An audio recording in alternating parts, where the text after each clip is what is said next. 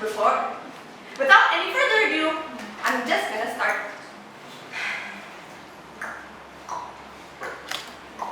The sound of a ticking clock. Everyone knows the clock exists. Everyone knows that it works, where it is. But not everyone can listen to its sound. Everyone knows that the clock decides your destiny.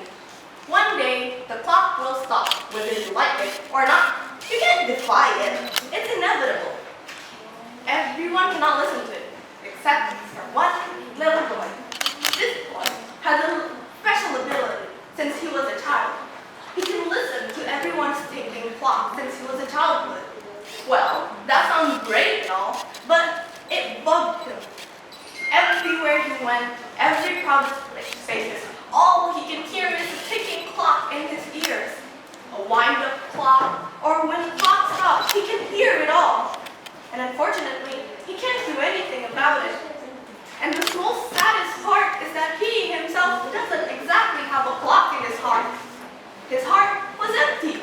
The clock where it is supposed to be was empty. Nothing was there. He tried to tell the adults, the friends in his life, but people kept brushing it off. Saying things like, "Oh, we know the clock exists, young boy, but you're not supposed to listen to it." Or other people saying that, "You're just hallucinating, little boy. It's just your imagination." Everyone brushed his problem like it was nothing.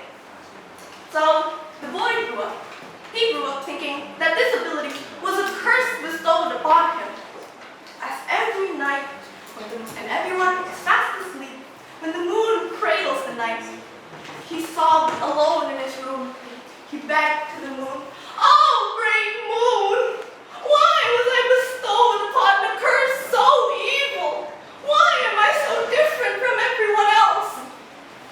Every night he prayed for something, a sound, anything from his heart that could at least confirm that he was human, he was the same as everyone else.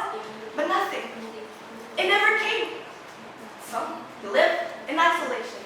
He decided to isolate himself. He was tired of the constant ticking in his voice.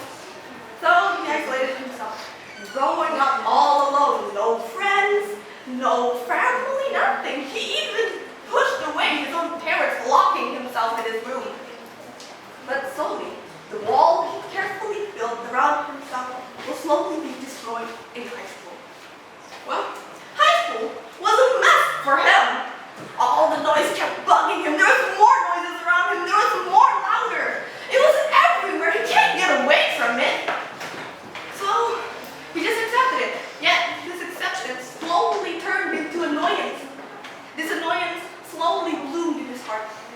The gaping hole where his clock was supposed to be slowly turned into envy towards the people who has clock. It turned into rage towards the world who has cursed him. And then he never accepted it. It changed him. He became ruder to his classmates. He pushed away everyone more and more. He pointed himself as the black sheep of the class. Until one day, a miracle happened. It was a normal afternoon. He had nothing to do. So he went to walk in his park near his house.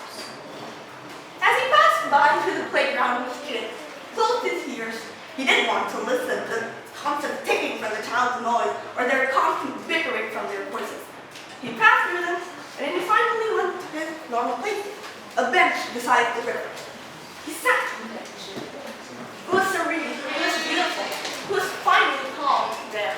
But then, his world was shattered as someone tapped on his shoulder.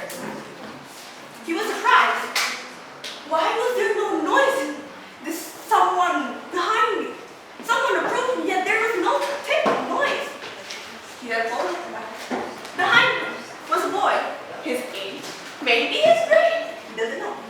The boy asked, "May I sit beside you, perhaps?" He looked at the boy. Without any further thinking, he slowly scooted to the side, giving the boy space.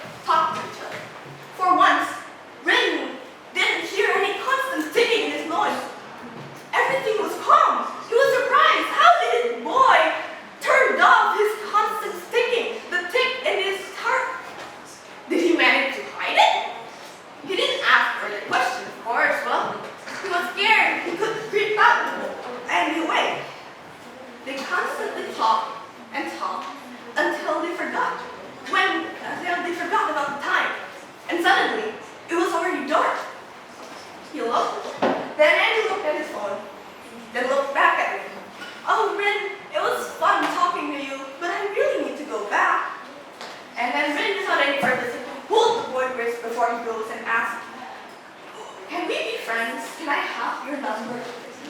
Andy was ecstatic. A boy, he finally had a friend, and Ren was finally had a friend too. They became best friends. For the next few months, they got closer and closer. They perfect each other. They complimented each other. They were perfect for each other. It was fun having friends like Andy. Andy was like a light in Ren's dark life. But then something still bugged him.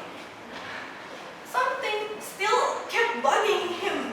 What is this bugging in his head? Then Ren finally found what it is. Oh, why does Andy still have no ticking sounds in his heart? Why do I feel so calm around Andy? So he was determined. I'm gonna ask Andy tomorrow about this. I don't care if he's gonna be scared. He knew. Ren knew that friendship was built upon truth. So he gathered his courage. He walked up the next day to Andy in their normal space. He sat beside Andy. Without any asking, any hi, hello, they just got used to their company. He asked, "Andy?" "Yes," Andy answered.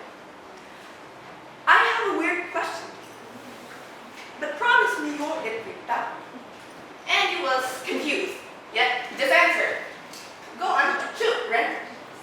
So he shooted the question. "Andy, do you listen? Can you hear the constant ticking noise around you?" Andy looked at him, frozen. Then he chuckled. "Of course I can. What, you have that ability too?"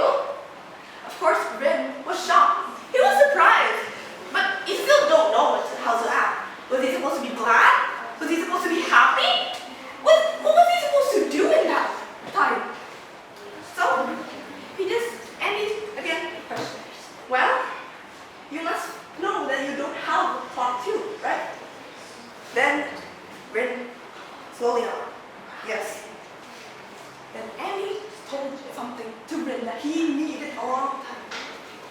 "Ren," he patted him, "you don't have to feel human. You know that we are also human. You don't need such trivial matter to feel human. If you don't have a clock, it's fine. It's your ability. It's your disadvantages. But you have an ability to listen to everyone else's clock. You have to accept. Saatnya You istirahat have to pertama. learn from your disadvantages. And then It's time to have first break. make Ren grow. And Ren finally noticed. He finally knew what he needed this long time. He needed self-acceptance. He needed to accept himself. And so, Andy taught Ren on how to accept himself. He taught Ren on how to live like this, on how to learn from your disadvantages and to accept your quirks. With Andy's help, Selamat pagi, Ren finally salam accepted sejahtera himself. untuk He kita finally semua. opened Dan himself to selamat everyone else menikmati around waktu him. He istirahat was Anda. finally happy. Kami He was menghimbau kepada finally seluruh free. peserta The didik shackles, the agar bondage selalu that was mengawasi cursing dan him for menjaga thousands data pribadi of days. masing-masing It finally agar broke. tidak terjadi kehilangan atau Ren tindak was pencurian. finally happy. Terima kasih And atas he finally perhatiannya. accepted himself. Wassalamualaikum warahmatullahi wabarakatuh. His life became That's all from me. A sorry young boy accepting his fate, accepting his purchase. Thank you for listening. My name is Rafeyla.